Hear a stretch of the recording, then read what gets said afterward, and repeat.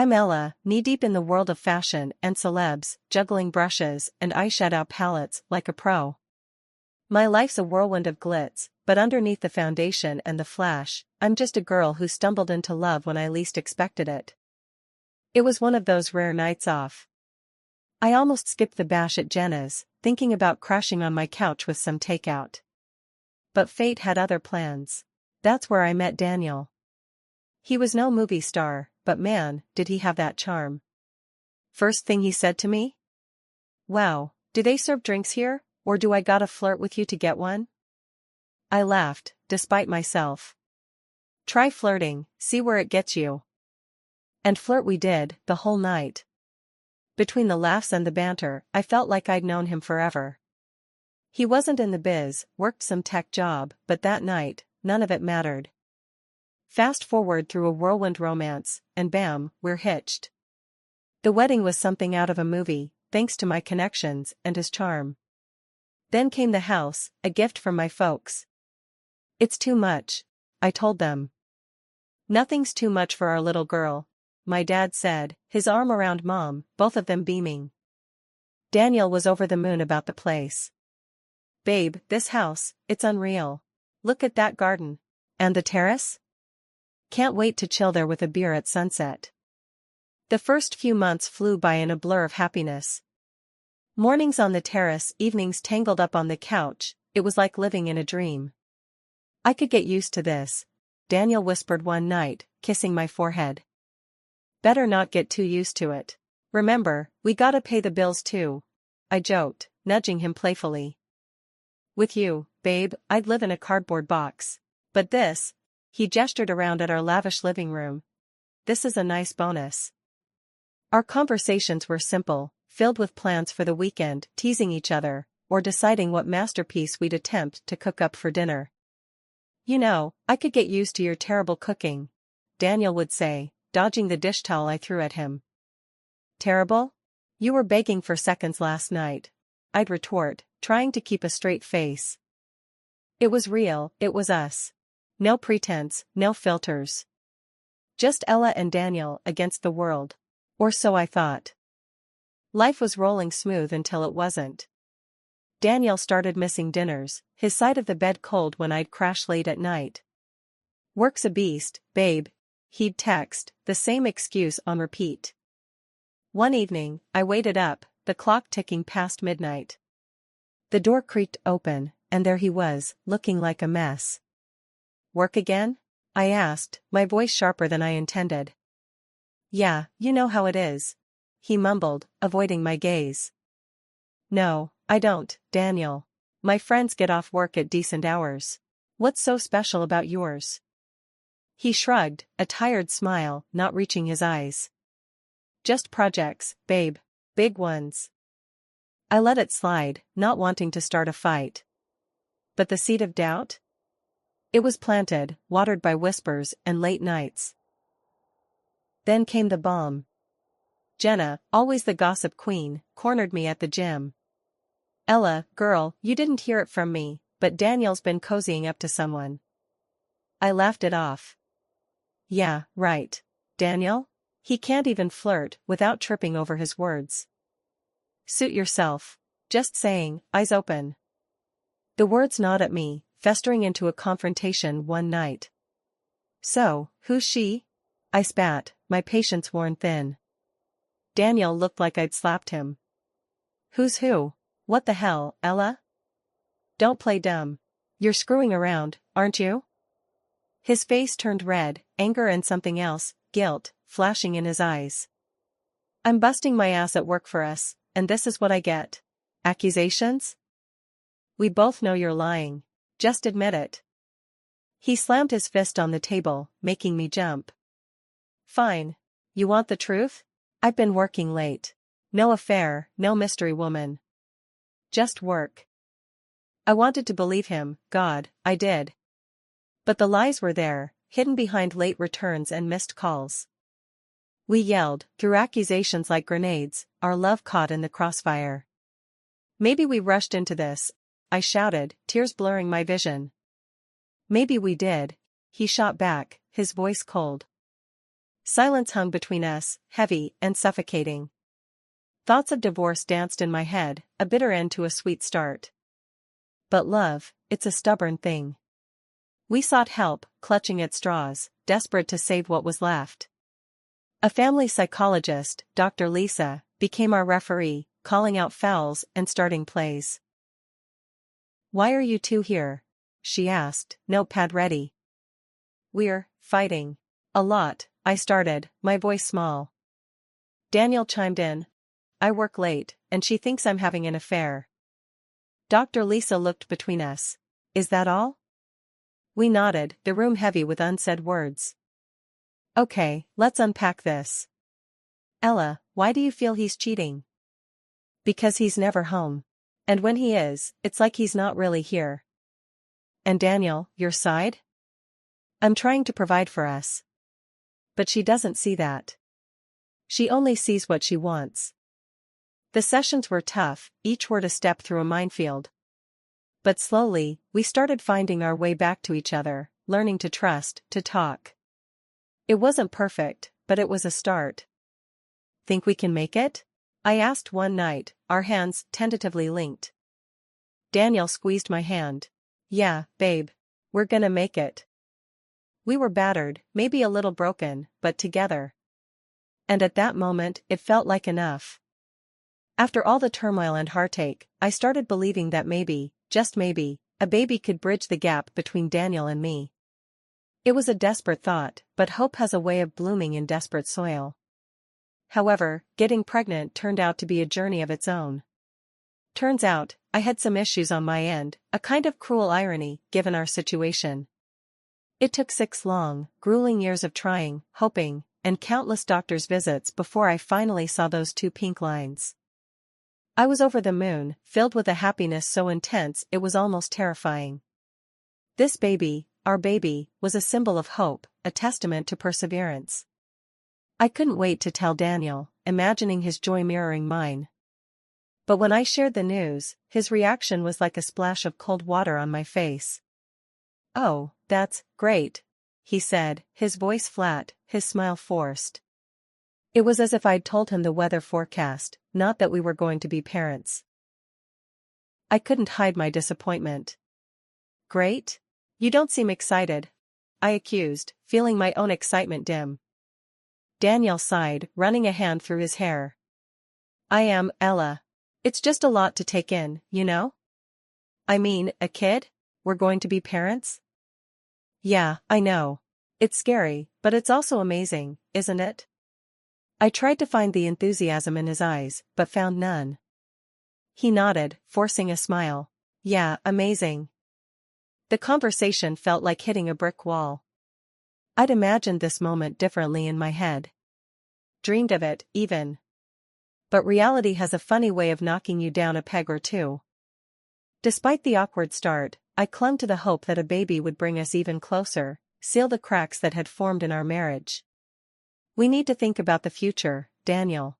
For our baby," I said, hoping to ignite some spark of excitement in him. He agreed, though his enthusiasm felt as forced as his smile. "Of course. We'll figure it out. We always do." As the weeks passed, my belly grew, but the distance between us remained. Daniel tried, I could see that. He'd come home earlier, ask about my appointments, and even painted the nursery without complaint. But something was off. It was like he was going through the motions, doing what he thought was expected of him, not what he wanted. And then our miracle was born, and I was not up to it. Life with a newborn should have been about diaper changes, midnight feedings, and those quiet moments of wonder watching your baby sleep. Instead, it felt like I was living with a ghost. The whole cycle started again, like a bad rerun of a show you hated but couldn't stop watching. Daniel turned back into the man I feared would reappear. His promises to change, to be present, felt like empty words, vanishing into thin air the moment they were spoken. Late nights at work became his new norm, each excuse more elaborate than the last. First, once a week, then almost every day. "Work's crazy, babe. You know how it is," he'd say, his voice a rehearsed tape I'd played too many times in my head. One night, as I rocked our son to sleep, I heard the front door creak open. It was late, way past when normal people finish work. I waited for Daniel to come upstairs, to sneak a peek at his sleeping son or even attempt a whispered apology for missing yet another bedtime. But there was nothing. Just the soft snuffle of our baby and the distant sound of the TV flicking on downstairs. I couldn't stand it. Wrapping our son a little tighter in his blanket, I made my way downstairs, ready for a confrontation. I found Daniel sprawled on the couch, eyes glued to some late-night show. "Really, Daniel? Another late night? This is becoming a habit," I said, trying to keep my voice steady, not wanting to wake the baby. He glanced at me, irritation flickering across his face. "What do you want me to say, Ella? That I'm out partying? I'm working, for God's sake." "Working? Or avoiding us?" The words spilled out, bitter and sharp. Daniel stood up, his expression hard. "You think I don't want to be here? With my son?" There was a challenge in his voice, but it didn't reach his eyes. "I don't know what to think anymore, Daniel. You're never here. And when you are, you're not really with us." My voice broke, a mix of anger and desperation.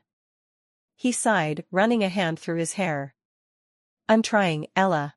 You think I don't know I'm screwing up? But what do you want from me?" "I want you to be a father, to be present. Not just a guest in your own home." I was shouting now, the frustration of the past weeks, months, boiling over. Daniel looked away, the fight going out of him. "I'm sorry.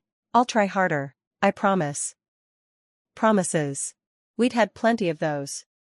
Yet, as I looked into his face, searching for something, anything, to cling to, I realized I wanted to believe him. For our son, for us, I had to believe him. "Okay," I whispered, more to myself than to him. "But we can't keep going like this. We need to make some changes."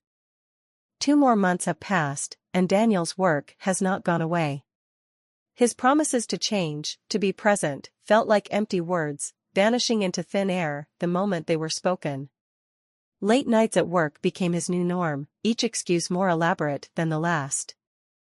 One night, I couldn't stand the silence, the doubt eating away at me. I confronted him, my voice laced with a tiredness that went beyond sleepless nights with a newborn. "Are you seeing someone else, Daniel?" His reaction was swift, a mix of anger and indignation that felt too rehearsed. "What? No. How can you even say that? I'm working my ass off for this family." His denial was strong, his gaze steady, but so was the pit in my stomach, growing with every word he said. I wanted to believe him, to wipe the slate clean and start fresh, but history and intuition screamed a warning I couldn't ignore. I nodded, a brittle smile plastered on my face. "Okay, I believe you." The words tasted like ash. I was lying to him, to myself. Pretending to trust when every fiber of my being screamed that I was being played for a fool, again. The day everything came crashing down started like any other, except for a message that popped up on my social media.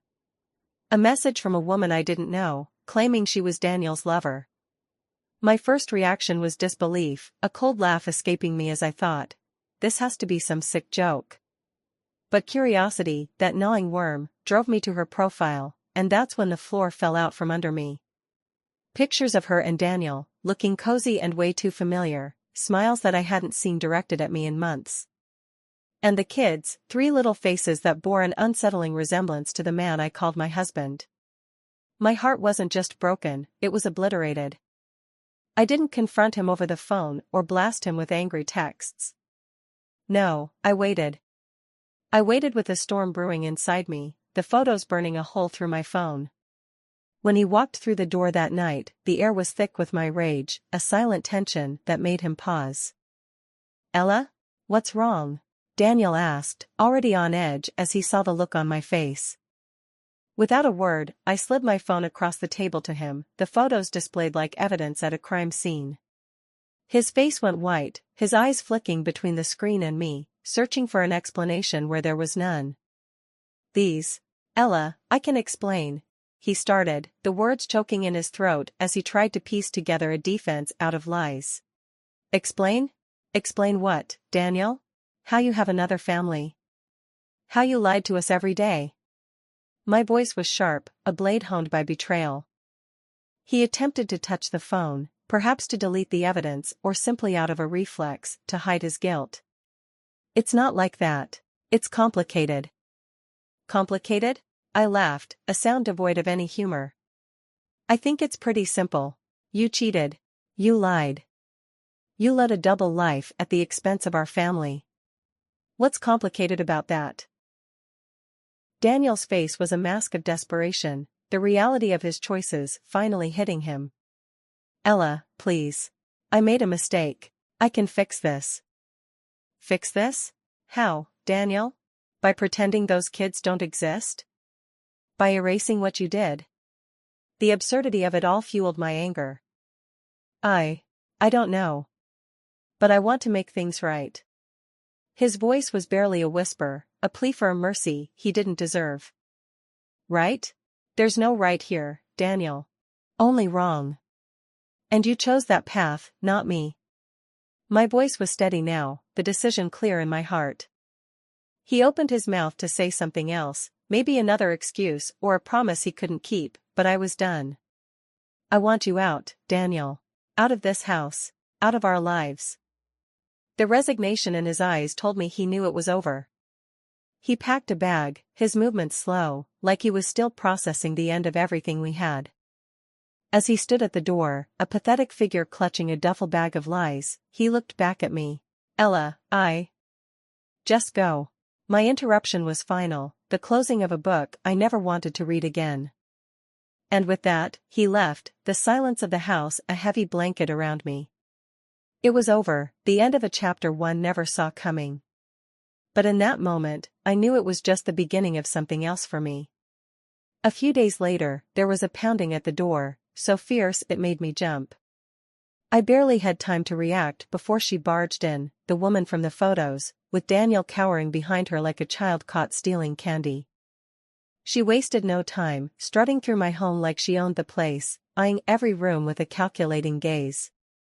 Daniel wouldn't meet my eye, his shame a tangible thing that filled the room even more than his mistress's arrogance. Finally, she turned to me, her eyes cold. You need to leave. Take your kid and go. A tiny apartment should be enough for the two of you.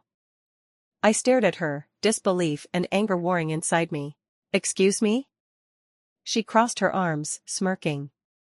You heard me. I have 3 kids with him. We need this house more than you do. I glanced at Daniel, expecting him to say something, anything. But he remained silent, a spectator in his own life's destruction. And you'll be leaving by next week, she added, as if announcing a change in the weather, not uprooting my entire life. As they left, Daniel not daring to say a word, the absurdity and audacity of the situation sank in. The woman who helped break my marriage now wanted to take my home, too. It was surreal, like a bad dream I couldn't wake up from. A week had dragged by, and as promised, the doorbell rang with an urgency that only someone deluded enough to think they owned the place would have. Opening the door, I found them, the unlikely duo, Daniel's mistress, oozing false confidence, and Daniel, looking like a man who'd lost at his own game. You're still here? The mistress spat out, her eyes darting around, taking in the unchanged scene within. Why wouldn't I be? It's my house. I shot back, leaning against the doorway, finding strength in my stance. Her eyes flickered to Daniel, seeking some kind of affirmation. He, with a shrug that carried the weight of his lies, managed to mumble. We bought this house together after the wedding. It's as much mine as it is yours. I couldn't help but laugh. It was either that or scream. Bought? My parents gifted this house to me. Your name's nowhere on it. It's mine, always has been. The shock on his face was almost comical. The mistress, too, looked as if I'd slapped her with the truth. But, the house? No buts. It's mine. And him. I gestured towards Daniel with a disdainful flick of my wrist. Thinking he could lay claim to it is laughable. She tried a different tactic then, her pride bruised, but not beaten. Well, you may have the house, but I have him. A rich man with a hefty salary. I burst out laughing. The absurdity of the situation demanded it. Rich? Hefty salary? He's been playing you. He's a clerk, always has been. There's no wealth there. She turned to Daniel, her face a mask of disbelief and anger. Is this true? Daniel, the color draining from his face, nodded, his earlier bravado evaporating into thin air. I might have exaggerated a bit about my job. A bit? The fury in her voice was a clear warning signal. She turned her wrath towards me, as if I were the one who'd lied to her. Without another word, she stormed off, Daniel trailing behind her like a lost puppy, his shoulders slumped in defeat. 2 weeks after I kicked Daniel out and stood my ground against his mistress's absurd claim to my house, I took the next logical step. I filed for divorce. It was time to officially sever the ties that bound me to a man who'd become a stranger, a source of betrayal and pain. I wanted freedom, a clean slate for me and my son. Just when I thought I could catch a breath, she was back on my doorstep, the mistress, her desperation palpable, 3 kids in tow looking every bit as miserable as she was. Please, she started, her eyes brimming with tears. You have to help us. We have nowhere to go. This house, it's all they have. I stared at her, incredulous. Was she serious? After everything, she had the gall to show up here, demanding my home?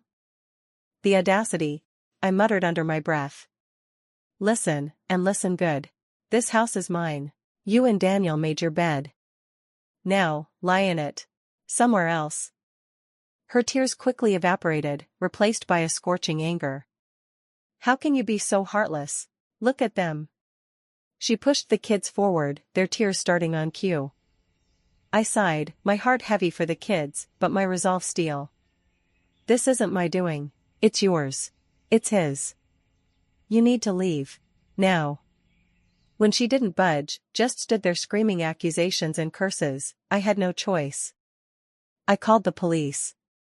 The situation was beyond ridiculous, beyond sad. It was a circus, and I was done being a spectator. The officers arrived swiftly, their presence a relief. They tried to reason with her, but she was beyond reason, her tirade against me escalating. Eventually, they escorted her and the children away. The sight of them being led from my doorstep was both a relief and a pang in my heart. Those kids deserved better. Just when I thought I had started to turn the page, Daniel showed up again, knocking on my door with a look that was half regret, half desperation. I opened the door, not surprised but disappointed to see him standing there, a bag in his hand, his eyes pleading. Ella, I messed up. I know that. But I've left her, left all that behind. I want to come back, for you, for our son. Can you forgive me? His voice was shaky, his usual confidence nowhere to be seen. I stared at him, disbelief and anger swirling inside me. After everything, he thought he could just waltz back in? Forgive you? My voice was low, laced with venom. After you lied, cheated, and broke our family? You think you can just drop them and everything's fine? He shifted uncomfortably, his eyes not meeting mine. I know I don't deserve it, but I want to make things right. Make things right? I laughed, harsh and cold. You're beyond making things right, Daniel. You made your choice. Now, live with it. His face fell, and for a moment, I almost felt sorry for him. Almost. Ella, please. No. It's too late for pleases and sorries. You need to leave. Now. My voice was firm, brooking no argument. He looked at me, the realization finally dawning on him that there was no going back, no forgiveness to be had. With a heavy sigh, he turned and walked away, his shoulders slumped in defeat. As he disappeared from view, a part of me felt lighter. It was finally over. I was free from the web of lies and betrayal Daniel had spun around us. In the weeks that followed, I heard through the grapevine that Daniel and his mistress were crammed into a small apartment, their lives a constant battle, a far cry from the illusions he'd tried to sell to both of us. It was a fitting end, I thought, to a tale of deceit. As for me, I focused on my son, on rebuilding our lives without the shadow of Daniel hanging over us. We were moving on, stepping into a future that was uncertain, but ours to shape. The road ahead was long, but for the first time in a long time, I felt hopeful. We had survived the storm, and now, it was time to enjoy the calm,